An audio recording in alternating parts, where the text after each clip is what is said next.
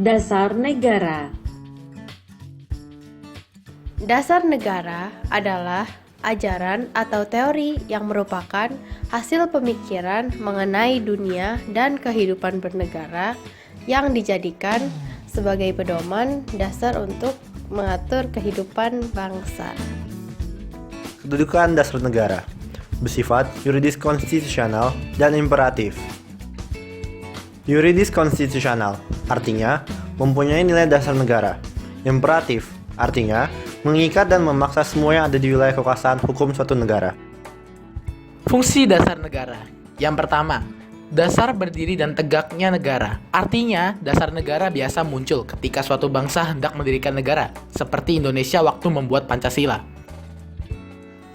Fungsi yang kedua, yaitu dasar kegiatan penyelenggaraan negara. Artinya, jadi negara ada untuk mewujudkan cita-cita nasional, dan dasar negara ada untuk mengarahkan kita dalam upaya mewujudkannya. Nah, fungsi dasar negara yang keempat, yaitu dasar partisipasi warga negara. Jadi, setiap warga negara punya hak dan kewajiban yang sama untuk berpartisipasi mencapai tujuan bangsa. Fungsi dasar negara yang keempat, yaitu dasar pergaulan antar warga negara. Jadi dasar negara itu berfungsi sebagai dasar bagi perhubungan antar warga negara. Nah, teman-teman, apakah kalian tahu apakah dasar negara Indonesia? Benar, dasar negara kita adalah Pancasila. Mengapa dalam tata perundang-undangan tidak ada Pancasila? Pancasila bukanlah suatu bentuk hukum, melainkan sebuah ideologi. Jadi, Pancasila berperan sebagai sumber dari segala sumber hukum, bukan sumber hukum. Artinya, semua hukum yang ada di Indonesia harus bersumber pada Pancasila. Menurut Profesor Hamid S. Atamimi, Pancasila berkedudukan sebagai cita-cita hukum. Cita-cita hukum adalah gagasan atau ide mengenai hukum yang seharusnya diinginkan masyarakat. Pancasila sebagai cita-cita hukum memiliki fungsi sebagai yang pertama, regulatif, yaitu menguji apakah suatu hukum adil atau tidak bagi masyarakat. Contohnya, Pancasila sila pertama. Yang kedua, konstitutif. Artinya, tanpa cita-cita hukum, maka hukum yang dibuat akan kehilangan maknanya.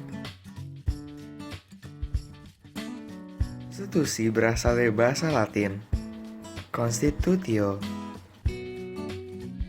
Arti konstitusi secara luas menggambarkan keseluruhan sistem ketatanegaraan suatu negara berupa kumpulan aturan baik tertulis atau tidak, berupa usage, understanding, customs, dan conventions. Arti konstitusi secara sempit tidak menggambarkan keseluruhan kumpulan peraturan berupa undang-undang dasar. Tujuan konstitusi Tujuan yang pertama yaitu membatasi kekuasaan penguasa agar tidak bertindak sewenang-wenangnya. Yang kedua, melindungi HAM. Yang ketiga, sebagai pedoman dalam penyelenggaraan negara. Sarannya, konstitusi memiliki banyak penyimpangan seperti untuk kepentingan penguasa dan politik. Penilaian konstitusi menurut Karl Lowenstein. Nilai normatif. Apabila sebuah konstitusi telah resmi diterima bangsa dan berjalan secara efektif dan konsekuen. Nominal. Konstitusi secara hukum berlaku, tetapi berlakunya tidak sempurna. Nilai semantik. Konstitusi secara hukum berlaku, tapi hanya sekedar untuk kepentingan politik dan penguasa. Keterkaitan dasar negara dengan konstitusi. Konstitusi merupakan pencerminan nilai dan norma dasar negara. Substansi konstitusi. Sifat konstitusi. Sifat konstitusi. Rigid atau kaku. Artinya, sulit untuk diubah.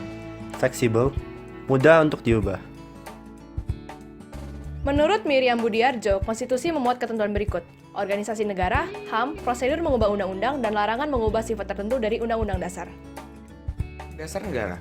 Dasar negara menjiwai pokok-pokok pikiran dalam konstitusi. Pancasila menjiwai UUD 45 yang tidak akan dimengerti tanpa Pancasila.